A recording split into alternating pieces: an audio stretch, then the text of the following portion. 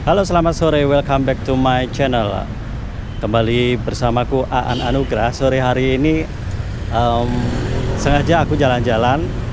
Aku lihat dari sebuah page IG Jember lagi mengadakan bazar berupa acaranya yaitu Pekan Kreatif Sastra dan Bahasa Bloom Mind yang diselenggarakan oleh Bloom Mind. Nah, bazar apa sorry acara ini menampilkan bazar buku murah, yaitu buku-buku langka, buku-buku sastra, buku-buku karya dari seorang pemikir atau filsuf.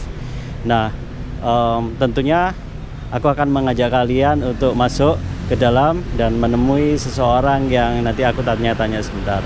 Apa yang menarik dari Pekan Kreatif Sastra dan Bahasa kali ini, yaitu Pekarasa yang didukung oleh Jelajah Kata. Yuk. Singkat cerita, gedung Kreatif Lab ini dulunya digunakan sebagai kantor dinas sosial, yang kemudian setelah sekian tahun di saat pemerintahan bupati yang sekarang dirombak menjadi gedung Kreatif Lab. Gedung di mana lokal memanfaatkan sebagai media atau ruang untuk diskusi kreatif dan berkegiatan kreatif.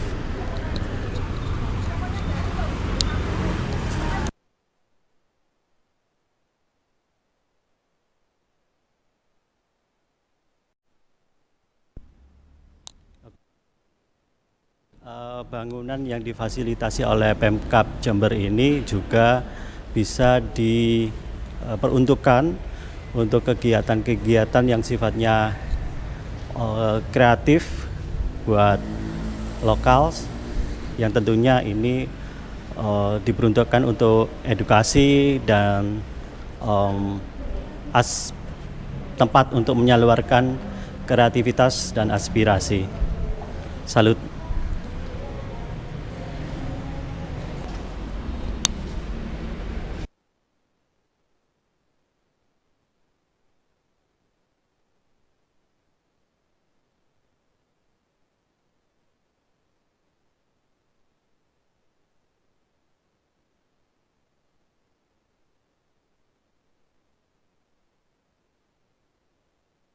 Oke guys, sekarang aku sudah menjumpai salah satu dari orang yang bertanggung jawab di event kali ini.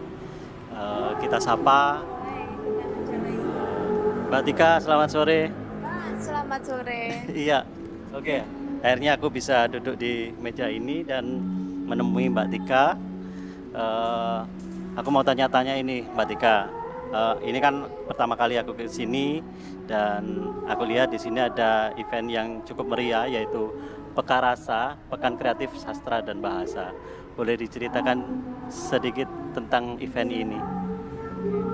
Jadi ini sebenarnya event untuk memperingati Hari Bulan Bahasa yang jatuh pada bulan Oktober, dan karena akhir sekalian nanggung, kita sekalian bikin bazar buku di sini sembari mengenalkan komunitas yang juga baru launching tanggal 27 kemarin. Komunitas apa itu? Komunitas Bloom Mind. Wah, apa itu Bloom Mind? Komunitas perempuan seni dan literasi. Perempuan dan seni dan literasi. Iya. Menarik. Iya. Jadi ini event, ada bazar bukunya. Ada bazar bukunya, dan terus kemudian ada diskusi. ada pementasan teater, seni banget ini. dan besok ini malam puncaknya juga ada berbagai macam, ada live musik, ada pementasan seni dan kesenian daerah. Oke. Nah, Bloom Mind ini kata yang asing buatku. Apa sih Bloom Mind itu? Nah, kalau Bloom Mind ini berasal dari kata bloom. Meka. Ya, mind itu pikiran. Yes. Jadi, pikiran yang terus berkembang. Berkembang. Karena selama ini kayak dunia literasi di Timur ini eh, mungkin hanya dikenal oleh orang-orang itu saja gitu, orang-orang itu saja. Jadi semoga dengan Maksudnya orang-orang itu saja gimana, Mbak? pegiat literasi Pegiat saja. literasi. Dengan Atau mungkin orang-orang yang suka baca buku hanya itu Iya. aja ya. Jadi mungkin- Penulis atau Iya. penikmat buku hanya itu aja. Ya sih, sekarang kebanyakan orang cari informasinya di medsos, di Iya, YouTube di ya, media seperti sosial. itu, di internet tinggal googling. Nah, sementara kebiasaan baca buku ini sudah mulai terkikis ya. Oke, asik. Mungkin Nah, dengan mengadakan Belum main ini komunitas atau organisasi gitu gimana? komunitas. Komunitas ya. Komunitas ini diperuntukkan buat siapa? Untuk siapa saja. Iya. Jadi kami ada beberapa divisi ya Mbak Ilat ya. Mbak Ilat ini di divisi advokasi lingkungan. Oke. Ada lingkungannya juga. Ada. Perempuan, seni dan sastra ya. Ya. Dan lingkungan. Ya, sebenarnya nggak lingkungan saja, saya lebih kayak umum gitu mas. Ya. Pokoknya kita wadahnya untuk semua orang. Iya. Lingkungan, perempuan, kan itu saling berhubungan kan. Perempuan pasti di lingkungan ada, kita melibatkan perempuan. Iya. Terus ada literasi juga kan. Kita advokasinya kan lebih ke literasi. Kalau masyarakat melek tentang literasi, otomatis kan enak kita advokasinya. Itu aja sih mas. Ini Untuk- ya bisa lebih spesifik, lingkungan ini maksudnya apa? Oh, lingkungan itu lebih ke kayak lingkungan hidup mas, kayak misalnya tambang dan lain-lain. Tapi kita nggak sampai ke tambang gitu, lebih Oke. ke lingkungan ya yang ada di sekeliling kita sih mas. Mungkin lebih tindakan kecil seperti menanam bunga atau pohon begitu kan? Ekofeminisme. Ekofeminin. Iya, ekofeminisme. Asik. Iya. Ya ini masih awal sih mas, masih Iya. kita awalnya masih awal mula. Ya nggak apa-apa, ini Iya. kan semacam embrio yang Iya. pasti terus harus digalakkan. Iya. Sebuah pemikiran yang indah, ya kenapa enggak itu dikembangkan terus Iya. dan dipupuk terus ya. Iya. Menarik ini. Ekofeminim ya, apa itu? Lebih Ekofeminim. bisa dijelaskan. Ya, menjelaskan ekofeminisme itu gini singkatnya, jadi setiap gejala alam ya kan, gejala alam entah apa itu selalu perubahan alam itu selalu melibatkan perempuan di situ ya. Jadi dampak apapun yang dirasakan oleh lingkungan juga dampaknya lebih besar dirasakan oleh perempuan. Oke, sebentar guys. Ini hari ini aku mendapatkan kata kunci baru, ekofeminim, dan ntar lagi dijelaskan. Bukan ekofeminim tapi ekofeminisme. Oke, ekofeminisme ya. gitu. Yes, Oke. Jadi apapun dampak itu Ya, tidak jadi terlepas jadi dari lebih perilaku peran perempuan Peran. terhadap lingkungan. Heeh. Nah, berbeda baik buruknya gejolak yang ini terjadi di lingkungan. panas Dampak paling dinginnya besar, suasana itu pasti kehidupan ini. pasti dirasakan oleh perempuan. Kenapa seperti itu? Karena culture kita, terus struktur sosial masyarakat kita masih menempatkan perempuan pada Second ranah- liner. Iya, ranah Oke. domestik saja. Oke. Contoh saja seperti semisal ada bencana alam nih. Nah, Iya. bencana alam pasti yang pertama bingung ibu-ibu. Hmm. Nah, pertama bingung pasti kaum ibu atau kaum perempuan seperti misalnya ketersediaan balut, terus ya, perempuan Iya, kompleks ya. perempuan adalah yang paling paling besar terkena dampak ketika ada perubahan lingkungan, perubahan iklim seperti itu. Oke, apakah bukan berarti itu karena mungkin kalau aku salah, apakah itu misalnya populasinya lebih banyak perempuan daripada laki-laki, sehingga itu bisa dikatakan lebih terdampak perempuan? Tidak seperti itu juga ya Mas, Tidak juga. lebih ke struktur Memang sosial dari- yang seperti itu. Dari struktur sosial atau Iya, ya? yang menempatkan perempuan hanya di ranah domestik. Jadi Oke. contoh saja ketika ada kenaikan BBM kemarin. Ya. Nah, ternyata ketika ada kasus kenaikan BBM itu harga-harga sembako lainnya naik. Mau tidak mau perempuan harus dituntut ekstra gimana bagi uang gitu kan, bagi uang karena mereka hanya ditempatkan di itu. Belum lagi mereka harus mengatur yang juga bekerja, mengatur. Iya, ini kadang bapak-bapak ini nggak mau tahu ini. Nggak Yang mau penting tahu duitnya kan, cukup ya. buat apa? Yang bagi-bagi ini lebih sulit.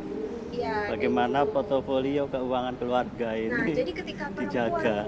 perempuan ini kurang. Nah, ternyata selama ini dari tahun 2012 ada kenaikan BBM, terus setiap ada kenaikan BBM dan harga bahan pokok itu melonjak, kasus kekerasan dalam rumah tangga juga melonjak. Juga Nah, seperti ada itu. Juga kasus kekerasan seksual juga meningkat. Jadi seperti itu. Jadi ada gejala alam, gejala politik yang apa ya? Ini kan termasuk gejala alam dan gejala politik juga berpengaruh. Gejala alam itu juga pengaruh paling besarnya terhadap perempuan karena perempuan ditempatkan hanya pada ranah domestik. Maksudnya bukan dominan sebagai pengambil keputusan itukah? Begitu. Sehingga seakan-akan kaum perempuan ini terlambat untuk tahu informasi yang terjadi. Katakanlah seperti Mbak Tika bilang tadi kenaikan BBM. Sebenarnya bisa jadi ketika si perempuan ini tahu infonya jauh lebih di depan, mungkin lebih siap kebijakan seperti kenaikan BBM itu. Apakah seperti itu? Jadi dilibatkanlah, paling tidak perempuan ini dilibatkan dalam contoh kasus kenaikan BBM ini. Kita tahu gini, dalam contoh kecil, ketika ada informasi apapun, ya kan, pasti pihak laki-laki lebih tahu duluan.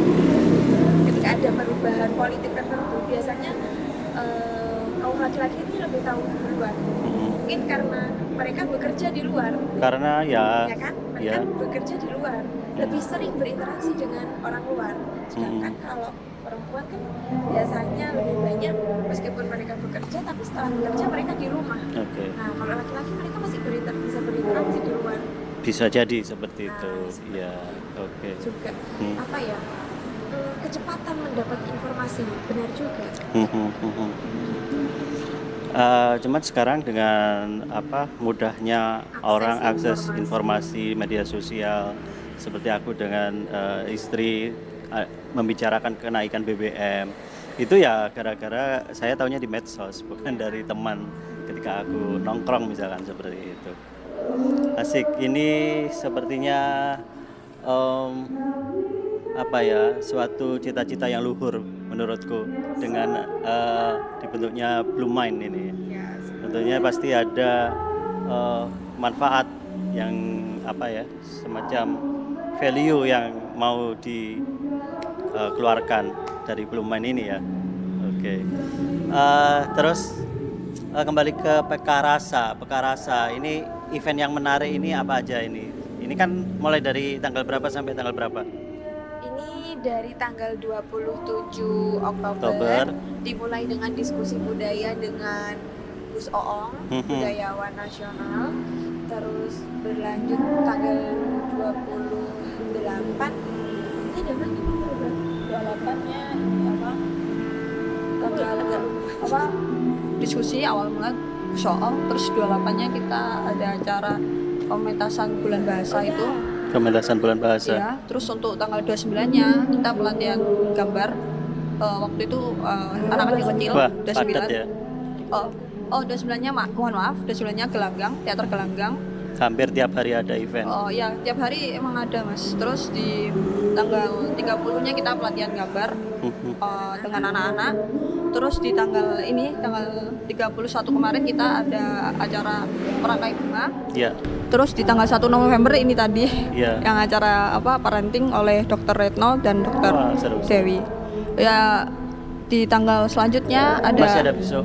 Ya. Masih ada diskusi tentang teater Anggasana karya Blue Mind sendiri. Wah, ini menarik ini. Ya, seninya dimunculkan. Ya, tanggal 3-nya kita ada tentang pematerian studi gender oleh Mbak Linda, itu ketua pusat studi gender.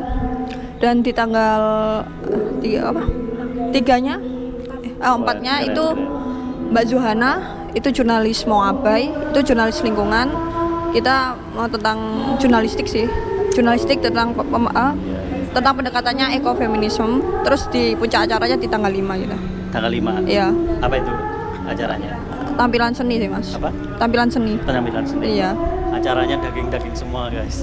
Jadi untuk besok ya insya Allah aku mau lihat nonton pentas seninya. Iya, itu. Mas.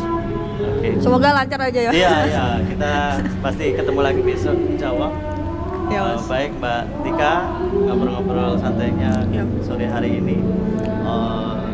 Pada kesempatan kali ini aku diperkenalkan oleh Blue Mind ya, dan rekan-rekan yang aktif di komunitas ini. Iya, Thank terima you, kasih. sampai Iya, ketemu lagi, sama-sama. Mbak Tika. Iya, sampai ketemu Oke. lagi.